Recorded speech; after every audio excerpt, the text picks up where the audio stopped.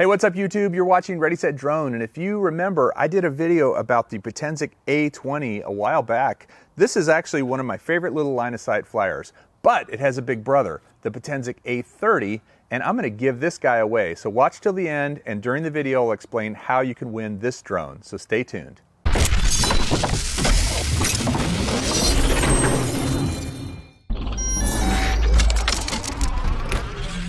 Okay, so just to start off, my name's Kelly, this is Ready Set Drone, and we cover a lot of different drones, including toys sometimes. And one of my favorite little toys is the Potensic A30 Navigator 2. Now, I did a whole video about this. I'll throw a link up in one of the cards up there so you can see the video about it.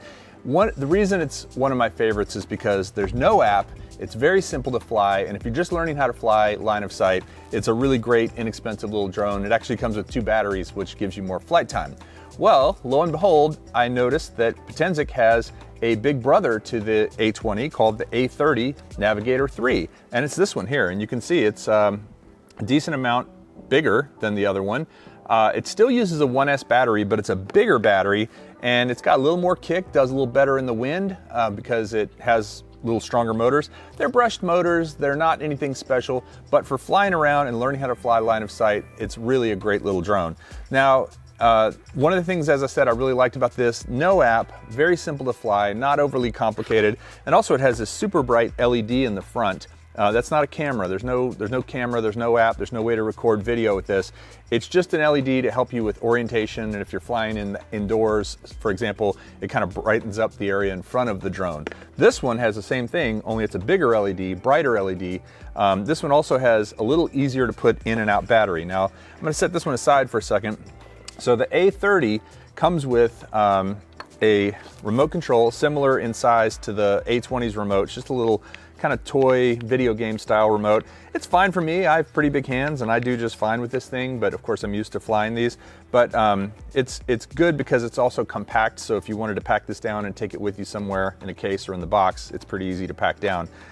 It comes with this little 1S battery, and this is a 1.65 watt hour, so that would be 1650 milliwatt hour 1S battery. This also has 3 flight rates. It has a high, medium, and a low, so that if you are just learning how to fly, or if you're flying indoors, you can fly it in the low rate. It's kind of breezy out here today, so I'll probably be flying in the high rate.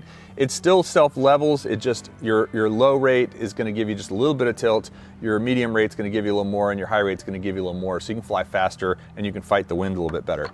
Back to the battery for a second. One of the things I really like about this battery, and I wish more companies would do this, is the fact that this battery plugs directly into a USB port and uses the USB cable. It's a micro USB cable that plugs right into the back, and the battery just charges without any charger. You just need this cable to plug it in and charge it. I love that because then you don't have to deal with different proprietary charging systems. All you need is a wall plug or a laptop or even a USB battery backup, you know, one of those power banks, and you can charge this thing. So you just plug it in right here in the back, make sure you get it the right way, and then you plug this into the wall, and when this is charging, there's a little red light in there that actually lights up and tells you that it's charging. This is about halfway charged. I didn't get it fully charged, but I have another one charging inside, so we'll fly a bit with this and then we'll swap them out if we need to. So a couple more things that I really like about this guy. One is that there's no battery door. This little guy here, when you put the battery in, you have to kind of put the battery in there and make sure the battery door shuts, and it's a little hard sometimes to get it in because your connector is right here. You have to plug in the connector and then close the door. It's not a huge deal, but this door doesn't always want to close. This latch isn't super accurate or super well made. So, but this one, you just literally slide the battery the right direction. You want to make sure that you have the kind of tab facing downwards, but you just slide it into the back and it makes contact, and that's it. And then to pull it out, you just push the little tab in and then push it out. It's super easy to get in and out. I like that about it. I also like that both of these have an on-off switch. So if you want to put the battery in but not turn it on, you can do so. You can set it down on a level surface, turn it on, turn on the remote. The back will blink, the remote will blink for a second, and then once they're both solid, So that's solid red and my remote is solid orange. That means you've got them bound together. They should come pre-bound together. Basically this remote works with this one. Now you can see right here, this is that LED I was talking about. It's daylight out, so it's kind of hard to see, but if you look straight into it, it's actually pretty bright, and I'm gonna fly it around a little bit indoors just to see what that's like. But now that we've got this guy bound, I'm gonna go ahead and take this thing off. So there's a couple of things. Number one, this upper left, or I guess it's upper right button for me, on your left side, my right side. If you push it once, you'll hear 3 beeps, 1 beep, or 2 beeps. So that's your rates. So 1 is low, 2 is medium, 3 is high. As I said, it's a little breezy today, so I'm gonna fly it in high rate. And then there's also a headless mode, and I think that's this button here. When you're in headless mode, I think the back light is gonna blink, and is it blinking now? Yeah, that tells you you're in headless mode. Now, headless mode is a way that when you fly, no matter which way the drone is facing, it's always going to come back to you if you pull the right stick back. It's kind of cheating, but if you've never flown before, it can be helpful. I don't particularly like it. I like to fly in just normal mode. But to take off, there's a takeoff button you can push here that'll spin up the props, and I'll bet if you pull the sticks down and in, it'll start them and stop them as well. Yep. So there's the takeoff button. Oh, it actually takes it off. So let's see. I'm going to get into high rate.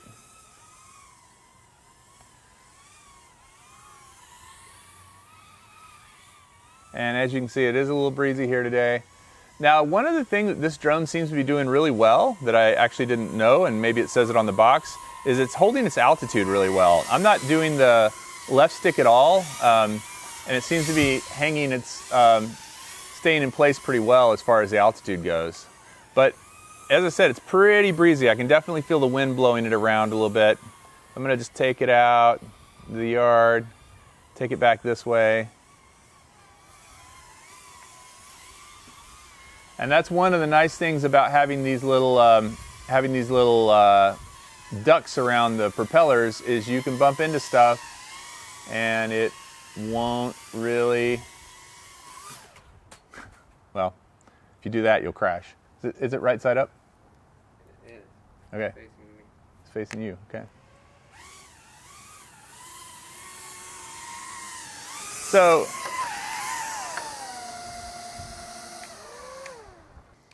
all right, so let's see if we can get it under the backstop, the lacrosse backstop over there. Hey. Over the pig. Between Tate's legs.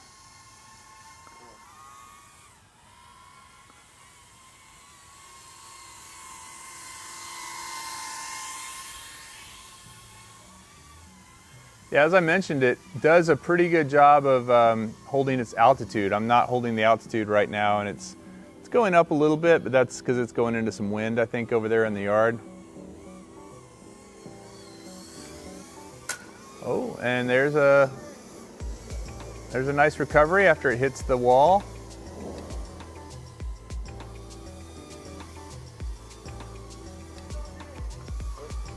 No sensors, it's not like trying to get away from anything like some drones do. All right, so we flew it around a bit outdoors and it did pretty well despite the breeze. Now we're gonna take it inside and Tate's gonna fly it and see how it does flying through the house. So come check it out. Now we're gonna simulate a real-life beginner.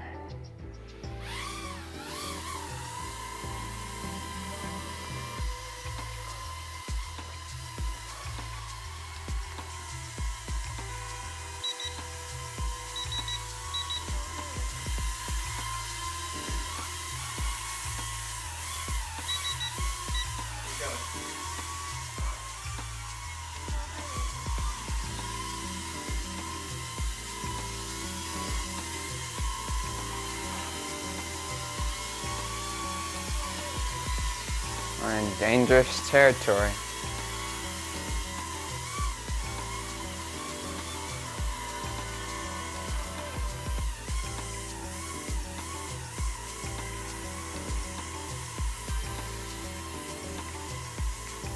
Oh yeah. Jenga, you want a little air?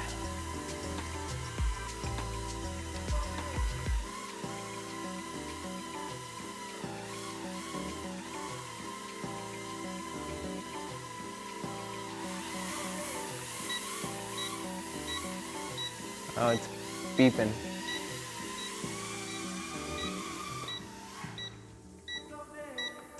It's not happy.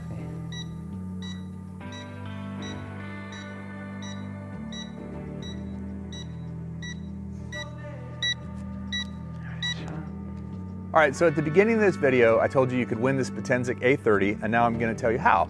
What you do is go to the video for the A20. I'm gonna put a link right here at the end so you can skip over to it.